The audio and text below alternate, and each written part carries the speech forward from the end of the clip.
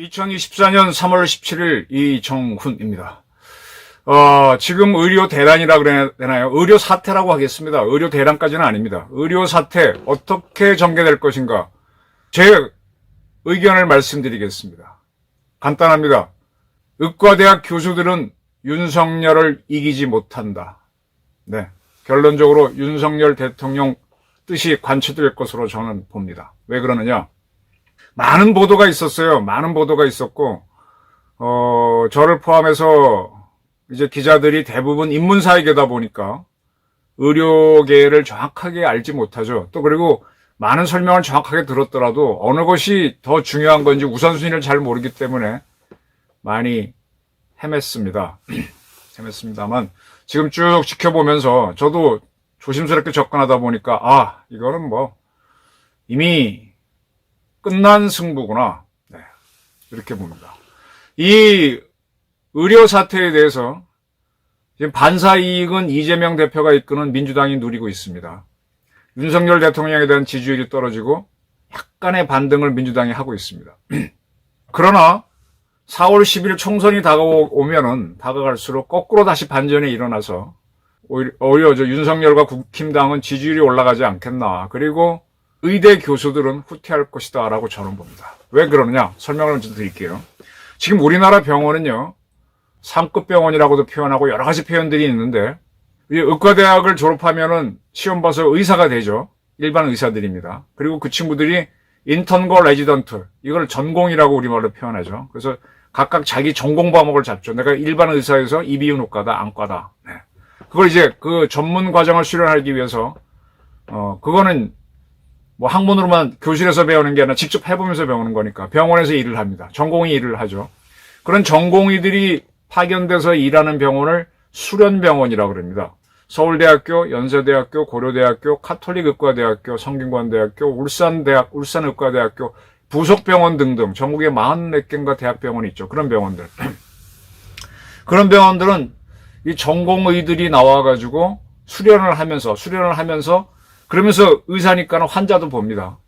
그리고 이제 그러한 수련병원에는 각 의과대학에서 학생들을 가르치는 교수분들이 또 많이 나가서 진료를 보죠. 그래서 의대 교수님들이 나가서 환자를 보게 되면은 우리가 보통 어느 과에 가겠습니다 하게 되면 일반 진료인데 딱 어느 교수를 찍으면 특진을 하게 되죠. 특진료를 추가로 내게 되면 특진료 수입은 이제 뭐 병원하고 조금 나눠하겠지만 의대 교수님 수입이 되는 겁니다. 더 추가 수입이 되는 거죠. 이제 그런 구조인데 이 그러니까 전공의들을 받는 이 수련병원은 의사를 어느 일정 확보를 해야 되는데 의사의 단계가 인턴 레지던트 하는 전공의가 있고 그걸 마치면은 내가 이제 이비인후과 전문의, 안과 전문의가 되는 거죠. 전문의부터는 여 개인 병원을 차려서 안과 전문 의원을 차릴 수가 있는 겁니다. 전문의가 있고 이제 전문의부터는 우리가 흔히 말하는 의사예요. 전공의는 우리가 의사라고 안 부를 수도 있지만 그들도 의사는 의사입니다. 네. 그다음에 이제 전문의가 된 사람들이 내가 대학교에서 교수가 되겠다 그러면 다시 그 대학병원에서 좀 더 남아가지고 하는데 그들을 전임의라 그럽니다. 전임의를 거친 다음에 그다음에 이제 자기도 학위를 공부한 게 있으면은 조교수가 됐다가 부교수, 전교수가 되면서 이제 교수 트랙으로 가면서 의대 교수가 되는 거죠. 그럼 이제 대학교 부속으로 있는 수련병원들은 주로 의사를 확보할 때 이 전공의, 상대적으로 봉급이 박하죠. 다른 의사에 비하면. 이런 사람들을 다수 확보해서 그 다음에 이제 환자들을 받고 환자들은 전공의보다가는 더 잘하는 것으로 보이는 진짜 전문의 자격증 갖고 있고 전임의도 거친 교수한테 받고 싶으니까 특진을 신청하게 되죠. 그래서 그런 식으로 돌아갑니다. 의과대학 병원이 좋은 거는 거기에는 이제 모든 과가 다 있죠.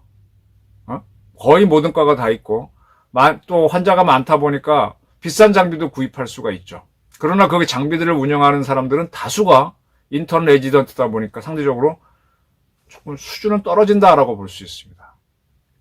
그러니까 그 수련병원은 고급 의료진인 의대 교수가 있는가 하면은 중간 단계는 약하고 상대적으로 수련 과정에 있는 전공의들이 더 다수인데 장비는 좋다. 그 다음에 많은 과가 있다. 그래서 종합적인 대처를 할 수 있다. 이런 장점은 있습니다.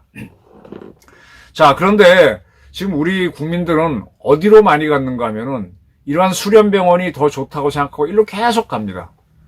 의료 때문에 뭐 저도 이제 은퇴한 사람인데 많이 그렇게 얘기하죠. 60대는 귀촌을 하되 70대가 되면 다시 귀경을 해서 의료 혜택을 받을 수 있는 곳에 살아라라고 얘기할 정도로 이 의료 환경은 내가 어디에 사는가를 결정하는 굉장히 중요한 요소가 됩니다. 지방에 계신 분들은 거긴 병원도 거의 없는 데다가 그러니까 자꾸 지방에 안 살라 그러죠. 자꾸 대도시로 나오고 가장 좋은 병원들이 서울에 있으니까 서울로 서로 자꾸 오는 거거든요. 근데 이렇게 되다 보니까는 지방 의료는 초토화되고 거기서는 아픈 사람이 있어도 치료할 수도 없고 또 이제 병원들도요. 이 모든 걸 다 가져갈 수가 없잖아요. 저도 이제 기자로서 안보라든지 원자력, 항공, 우주 이런 걸 또는 뭐 이런 몇 가지를 제가 전문으로 갖고 간 게 있듯이 의사들도 병원들도 전문으로 갑니다. 돌아다니다 보게 되면은 뭐 척병원 그래서 척추 중심 대항 전문병원에서 대장과 항문을 전문으로 보는 그런 병원도 있고 여러 과가 있지만 그게 주력이고 이런 식으로 쭉 나눠져 있지 않습니까? 이런 전문 병원에 가게 되면 전문의들이 있는데 거기가 이제 많이 돌아가는 게 사실은 좋죠.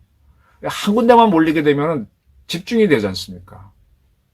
그래서 지금 이 전문 병원, 그 다음에 작은 중소병원, 또 지방 병원들을 살리려고 하니까 일단은 의사가 전문의가 많아져야 된다는 게 대전제라서 이걸 늘린 겁니다.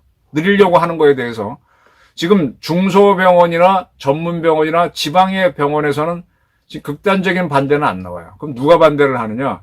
각 수련병원에 있는 전공의들이 일단 반대를 하고 나왔습니다. 그럼 이 사람들은 왜 반대하느냐? 이들은 이제 그들이 전문의가 되고 그 다음에 뭐 혹시 대학 교수로 가더라도 자기들 티오가 늘어나면은 대한민국 국민 수는 한정되어 있으니까 이 수익이 줄어든다는 그런 것일 수도 있어요. 네. 그래서 이 전공의들은 벌써 한 달 전에 집단으로 대거 사직을 했죠. 그 사직을 정부는 수리를 하지 않으면서 나와라, 이 법적인 처벌을 하겠다라고 그러고 있는 거고, 이제 어쨌든 이들을 이끌고 수련을 시키고 있는 의대 교수들의 결정이 중요한데 지금 전국 의대 교수협의회가 있고 그 산하기관으로 보이는데 거기에 비상대책위원회가 있습니다. 비상대책위원회 중심으로 어떤 결정을 내렸는가 하면 3월 25일 이후 각 대학 교수들은 자율적으로 집단사직을 하자 이렇게 결정을 내렸습니다. 여러 차례 회의를 했는데 전공의들 자기 제자들은 이미 한 달 전에 사표를 내고 있는데 교수들은 한 달이 지난 지금 시점, 한 달 이상이 지난 시점에서 지금 당장도 아니고 이 방송이 3월 17일인데 일주일 후인 3월 25일 이후 자율적으로 집단사직을 하자라고 결의했습니다. 하겠다도 아니고. 집단사직하고 자율적으로라는 말은 충돌이 됩니다. 자율적으로 하는데 집단사직이다? 이게 참 애매한 편이죠, 물론. 그러니까 결국은 사직을 할 거냐 말 거냐는 개인이 결정을 하는데 그걸 몰아서 한꺼번에 내자 이 정도가 되겠죠. 네. 그러면은 공동으로 한꺼번에 사직을 해야 이 효과가 되고 하는데 그게 아니라는 얘기죠. 자율적이라는 게. 이게 왜 이렇게 들어갔느냐? 지금 소리 소문 없이 지금 수련병원에 지금 환자들이 지금 발길이 끊어졌잖아요. 그럼 그들이 어디로 갑니까? 중소병원, 지방병원, 전문병원으로 갈 수밖에 없죠. 지금 그쪽은 환자들이 많이 늘어났을 겁니다. 근데 이제 그쪽에서는 표정 관리를 해야죠. 같은 의사로서 말할 수 없죠. 가만히 있어야죠. 뭐 전문병원은 원래 손님이 많았을 거고 중소병원도 서울에 있는 건 그럭저럭 됐을 텐데 특히 지방에 있는 병원들은 조금씩 손님이 와야 병원을 운영하잖아요. 근데 그쪽에서는 일체 말을 안 하고 이제 수련병원에서 문제인데 수련병원은 지금 벌써 한 달째 안 돌아가니까 수익이 확 줄어서 이게 운영이 어렵죠. 결국 환자들 진료비 받아갖고 그거 나눠서 병국 갖고 매달 돌아가는 건데 이게 지금 잘 안 돌아가는 거잖아요. 그러면 이 모든 거는 환자들이 많이 와서, 그러니까 지금 그 수련병원들은, 대학병원들은 자기네 병원 갖고 있다가 또 그런 시스템으로 분원 만들어서 대형화를 해왔잖아요. 그 바람에 중소병원, 전문병원, 지방병원들은 자꾸 죽었던 거지 않습니까? 그러다 보니까 다 서울로만 오게 되는 거고, 수도권으로 오게 되는 건데, 이걸 바꾸겠다는 건데. 그럼 결국은 이 수련병원이 지금 전공의는 안 나가고 잘 안 돌아가는데, 의대 교수까지 집단사직을 하고 일시적으로 안 나온다 그러면 완전 스톱이죠.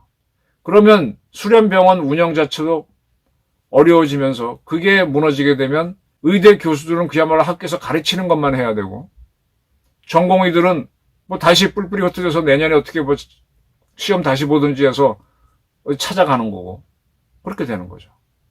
근데 지금 전공의들이 버티는 것도, 또 대학 교수들이 집단으로 자율적으로 사표 내자 하는 것도 이 수련병원이 잘 돌아간다는 전제하에서 하는 건데, 이게 지금 한 달 이상 지나가면서 흔들린다는 겁니다. 세브란스를 필두로 뭐 조금 전에 하면 서울대병원, 카대병원, 현대, 삼성, 빅5가 다 흔들리죠. 다른 대학병원도 마찬가지입니다. 그러면은 이거 뭐야? 이게 배가 가라앉으면 배 위에서 싸우던 사람끼리, 투쟁하던 사람끼리 의미가 없어지죠. 그러면 그 배가 침몰한다 그래서 모든 배가 가라앉느냐? 천만에. 다른 배들은 더 많은 승객을 태우고 왔다 갈 수 있게 되죠. 그래서 지금 의대 교수들이 굉장히 고민을 하는 것 같아요. 3월 25일 자율적으로 집단사직을 하자라고 하는 거는 자율적으로. 그럼 3월 25일이면은 총선거가 이제 보름 앞으로 다가온 시점인데, 그때부터 정부랑 대화를 해보자는 건데, 정부가 이걸 거부하면. 그리고요, 지금 이제 주요 언론들이 의료 대란이다라고 많이 보도를 하는데, 그렇게 보도하는 기자들이 되게 좋은 대학 나온 사람들이 많잖아요. 스카이도 많을 거고. 그러면 그런 대학, 자기가 익숙한 병원을 가다 보니까 대학병원, 수련병원을 가서 취재하니까 그쪽은 난리지. 그러나 중소병원, 전문병원 가게 되면 다르죠. 이제 기자들이 그걸 알아차릴 겁니다. 아, 원래 의료개혁하자는 게 그쪽을 키우자는 거였는데, 그래서 인구도 적절히 배분하고 이렇게 하자는 거였는데, 그거대로 되고 있네 라는 식으로 해서 기자들이 변모를 하게 되면, 그러면 의대 교수들이 집단사직을 하기 어려워지고 전공의들도 버티기 어려워지는 거죠. 그래서 저는 이번 사태는 윤석열 대통령 승리로 간다라고 예측을 하는 겁니다. 물론 또 다른 변수가 들어올 수는 있겠죠. 그것까지 예측할 수는 없고.